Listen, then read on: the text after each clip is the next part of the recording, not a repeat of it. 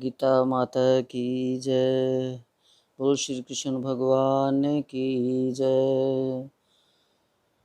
अर्जुन कृष्ण संवाद की जय। आज गीता का 18वां अध्याय है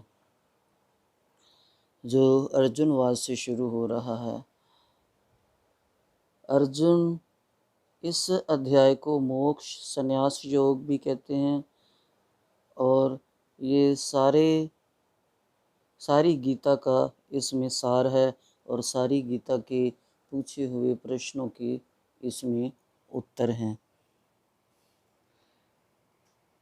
गीता भगवान श्री कृष्ण से मुख से निकली हुई युद्ध के मैदान में सुंदर गीत बनकर सारे विश्व में छाया है। गीता को अदालत में भी सबसे प्रिय माना गया और सबसे परम श्रेष्ठ ग्रंथ माना गया है। कोई भी कसम खाते हैं तो गीता के ऊपर हाथ रख कर खाते हैं। गीता एक महान शास्त्र है, परम पवित्र शास्त्र है। क्यों ना हो, क्योंकि भगवान श्री विश्व नारायण के मुख से निकला हुआ ये वाणी रूपी गंगा गीता गीत के रूप में प्रकट हुई है। तो अर्जुन पूछ रहे हैं कि हे महाबाहु, हे अंतर्यामी, हे वासुदेव, मैं संन्यास और त्याग के तत्व को अलग अलग जानना चाहता हूँ।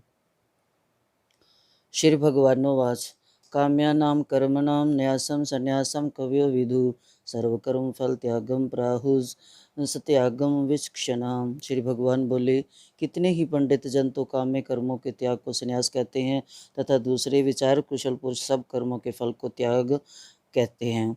स्त्री, पुत्र और धन आदि प्रिय वस्तुओं की प्राप्ति के लिए तथा रोग संकट आदि की निवृत्ति के लिए जो यज्ञ, दान, तप और उपासना आदि कर्म किए जाते हैं उनका नाम काम्य कर्म है।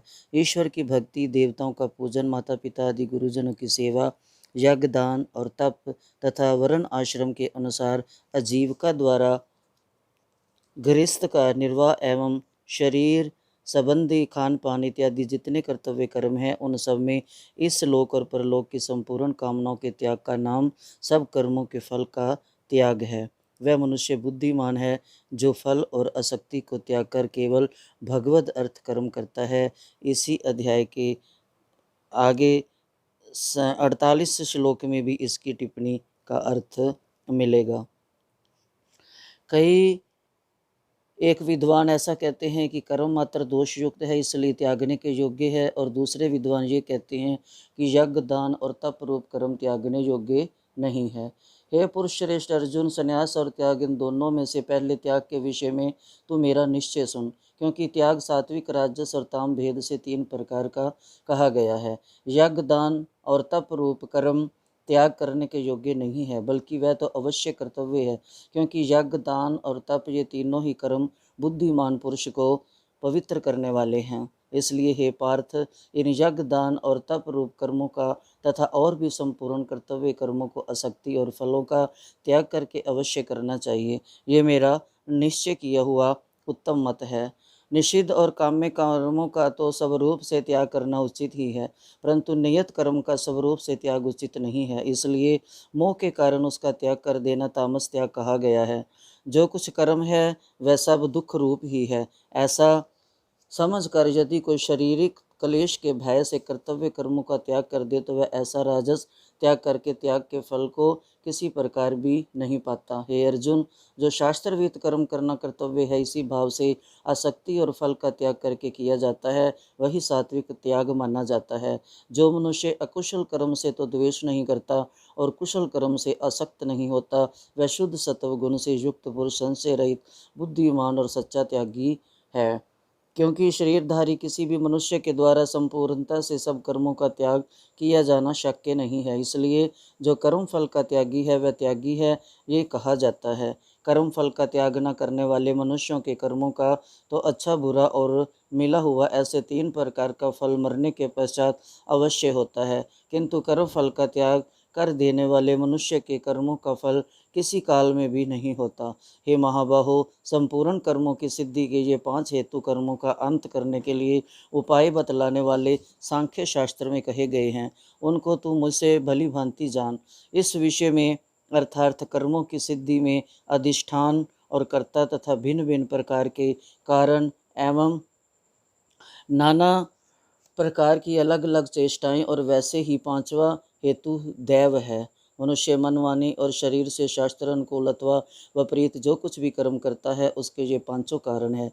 परंतु ऐसा होने पर भी मनुष्य अशुद्ध बुद्धि होने के कारण उस विषयों में यानी कर्मों के होने में केवल शुद्ध स्वरूप आत्मा को कर्ता समझता है। वह मलिन बुद्धि वाला अज्ञानी यथार्थ नहीं समझता। जिस पुरुष के अंतकरण में मैं करता हूँ ऐसा भाव नहीं है तथा जिसकी बुद्धि संसारिक पदार्थों में और कर्मों में लिपाईमान नहीं होती, वह पुरुष इन सब लोगों को मारकर भी वास्तव में ना तो मरता है, न मारता है, न पाप से बंधता है। जिसके आश्रय कर्म किए जाएं उनका नाम अधिष्ठान है। जिन जिन इंद्रिय आदियों को और साधनों के द्वारा कर्म किए जाते हैं उनका नाम करण है। पूर्वकृत शुभ शुभ कर्मों के संस्कारों का नाम दैव है। सत्संग और शास्त्र के अभ्यास से तथा भगवद अर्थ कर्म और उपासना के करने से मनुष्य की बुद्धि शुद्ध होती है। इसलिए जो उपरयुक्त साधनों से रहित है उसकी बुद्धि अशुद्ध है, ऐसा समझना चाहिए। जैसे अग्नि, वायु और जल के द्वारा पार्वदवश किसी प्राणी की हिंसा होती देखने में आवे तो वह भी वास्तव में हिंसा नहीं है।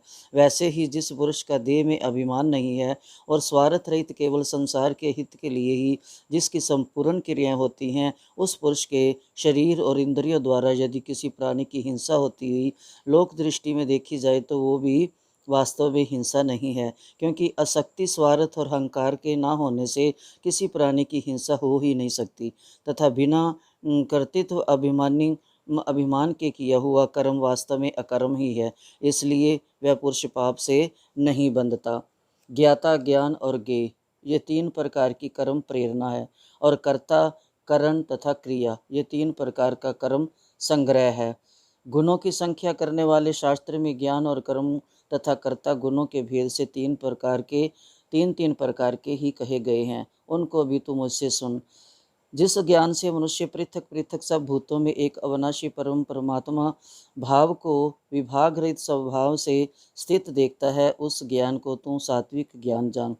जानने वाले का नाम होता है ज्ञाता। जिसके द्वारा जानना जाए उसका नाम ज्ञान है। जानने में आने वाली वस्तु का नाम ज्ञेय है। कर्म करने वाले का नाम कर्ता है। जिन साधनों से कर्म किया जाए उनका नाम करण है। करने का नाम क्रिया है। किंतु जो ज्ञान अर्थात जिस ज्ञान के द्वारा मनुष्य संपूर्ण भूतों में भिन्न भिन्न प्रकार के नाना भावों को अलग अलग जानता है, उस ज्ञान को तू राजस जान। परंतु जो ज्ञान एक कार्य रूप शरीर में ही संपूर्ण सदृश आसक्त है तथा जो बिना युक्ति वाला तात्विक अर्थ से रहित और तुच्छ है, वह तामस कहा गया है। जो कर्म शास्त्र विधि से नियत किया हुआ और कर्तापन के अभिमान से रहित हो तथा फल न चाहने वाले पुरुष द्वारा बिना राग द्वेष के किया गया हो, वह सात्विक कहा जाता है। परंतु जो कर्म बहुत परिश्रम से युक्त होता है तथा भोगों को चाहने वाले पुरुषों द्वारा या अहंकार युक्त पुरुष द्वारा किया जाता है, वह कर्म राजस कहा गया है। जो कर्म परिणाम, हानि, हिंसा और सामर्थ्य को ना विचार कर केवल अज्ञान से आरंभ किया जाता है, वह तामस कहा जाता है। जो कर्ता संग रहित, अहंकार के वचन न बोलने वाला, धैर्य और उत्साह से युक्त तथा कार्य के सिद्ध होने और न होने में हर्ष, शोक आदि विकारों से रहित है, वह सात्विक कहा जाता है। जो कर्ता आसक्ति से युक्त, कर्मों के फल को चाहने वाला और लोभी है तथा दूसरों को कष्ट देने के स्वभाव वाला, अशुद्धचारी और हर्ष योग से लिप्त है, वह राजस कहा गया है।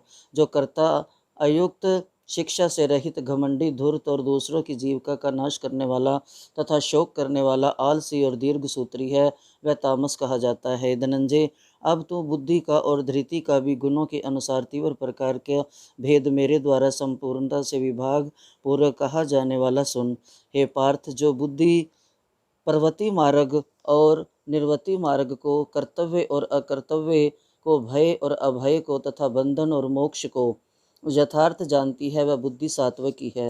हे पार्थ, मनुष्य जिस बुद्धि के द्वारा धर्म और अधर्म को तथा कर्तव्य और अकर्तव्य को भी यथार्थ नहीं जानता, वह बुद्धि राजसी है। हे अर्जुन, जो तमोगुण से घिरी हुई बुद्धि अधर्म को भी ये धर्म है ऐसा मान लेती है तथा इसी प्रकार अन्य संपूर्ण पदार्थों को भी विपरीत मान लेती है, वह बुद्धि तामसी है। दीर्घ सूत्री उसको कहा जाता है कि जो थोड़े काल में होने लायक साधारण कार्यों को भी कर ले, ऐसी आशा से बहुत काल तक नहीं पूरा करता। गृहस्थ में रहते हुए फल और आसक्ति को त्याग कर भगवत दर्पण बुद्धि से केवल लोक शिक्षा के लिए राजा जनक की भांति बरतने का नाम पर्वती मार्ग है। देह अभिमान को त्याग कर केवल सच्चिदानंद घन परमात्मा में एक ही भाव से स्थित हुए श्री सुखदेव जी और सनकादिकों की भांति संसार से उपराम होकर विचरने का नाम निर्वती मार्ग है। भगवत विषय के सिवाय अन्य सांसारिक विषयों को धारण करना ही व्यभिचार दोष है। उस दोष से जो रहित है वह अव्यभिचारिणी धारणा है। मन, प्राण और इंद्रियों को भगवत प्राप्ति के लिए भजन, ध्यान और निष्काम कर्मों में लगाने का नाम उनकी क्रियाओं का धारण करना है। हे पार्थ, मनुष्य जिस बुद्धि के द्वारा धर्म और अधर्म और कर्तव्य का भी यथार्थ नहीं जानता, वह बुद्धि तामसी है।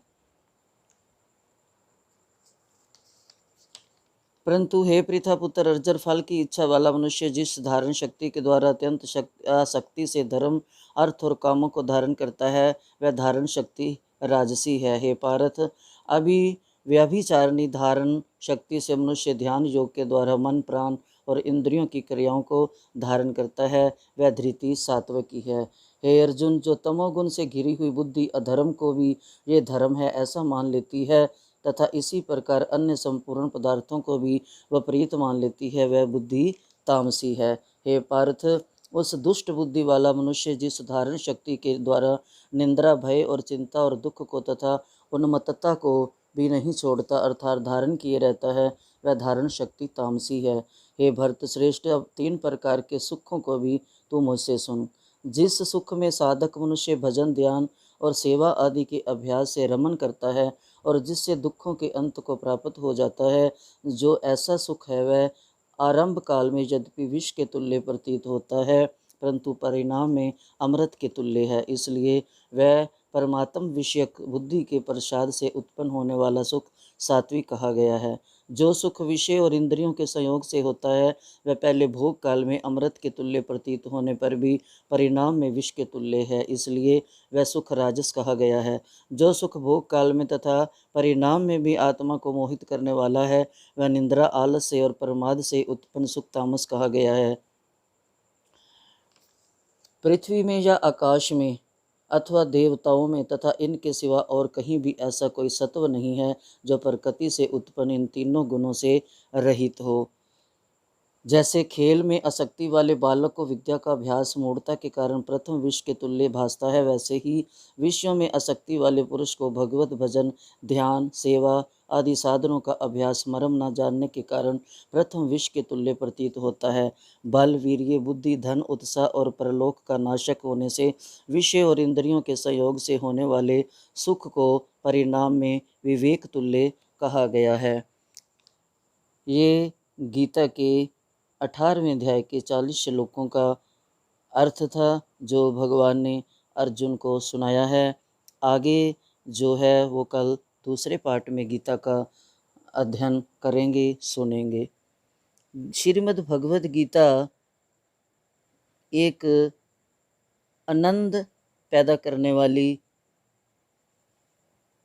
वासना को दूर करने वाली और जो इंद्रियों के अधीन होते हुए मनुष्यों के जीवन में विकार आता है उनको दूर करने वाली, संयम सिखाने वाली, सदाचार सिखाने वाली, स्नेह सेवा सिखाने वाली, कि इसमें वस्त्र बदलने की ज़रूरत है, ऐसे जो आदमी मरता नहीं, आत्मा मरती नहीं, ऐसा सिखाने वाली, संशय दूर करने वाली, ये एक बहुत सुंदर भगवान का प्यारा गीत है। इसे समझना चाहिए और प्रेम से इसका पठन पाठन करना चाहिए। गीता महाभारत ग्रंथ का हिस्सा है। लोग कहते हैं कि गीता महाभारत है, नहीं, गीता महाभारत नहीं है। महाभारत है नग, गीता अंगूठी है। गीता जो महाभारत है, गीता रूपी अंगूठी का नग है। ये भगवान को जो 45 मिनट में युद्ध के मैदान में कही गई थी, ये अर्जुन गृहस्थ थे, हम भी गृहस्थ हैं, ये हमारे लिए है। हम ये ना सोचें कि बुढ़ापे में पढ़ेंगे, हम ये ना सोचें कि रिटायर होने के बाद पढ़ेंगे, हम ये ना सोचें कि ये काम ख़त्म हो जाए फिर पढ़ेंगे, खाली समय में पढ़ेंगे। ऐसा सोचने से गीता का निरादर है। गीता ना ब्रह्मचारी के लिए है, ना गीता सब के लिए है। गीता अर्जुन गृहस्थ को भगवान ने हमारे लिए, हमारे को माध्यम, अर्जुन को माध्यम रखकर हमारे को ही समझाया है। 4 करोड़ साल पहले जो सूर्य को सुनाई, 5000 साल पहले जो अर्जुन को सुनाई, वो गीता हमें अपने हाथ में रखनी चाहिए, पढ़ना चाहिए और उसके अंदर क्या है उसको समझना चाहिए। ये महाभारत का हिस्सा 18 अध्याय का जो 700 श्लोकों का और 45 मिनट का ये गीत है, ये 18 कदम भगवान की तरफ जाने वाले हैं। ये गीता हमारा साथी बनेगा तो हमें जीवन की रुकावटों से कोई भी रोक नहीं सकता, और हमारी जो अंदर प्रेरणा है उसको और बढ़ाने वाली है। प्रेरणा को कोई रोक नहीं सकता। अगर हम भाव बनाएंगे कि हमने भगवान की भक्ति करनी है, कोई हटा नहीं सकता। अगर हम प्रेरणा करेंगे कि हम भगवान के भक्तों के संग में चलकर भगवान की भक्ति करें, तो ये प्रेरणा और बढ़ाएगी। गीता एक ऐसा शास्त्र है, गीता को पढ़ें, साथ रखें। बोल गीता मैया की जय, बोल श्री कृष्ण भगवान की जय, अर्जुन महारथी की जय।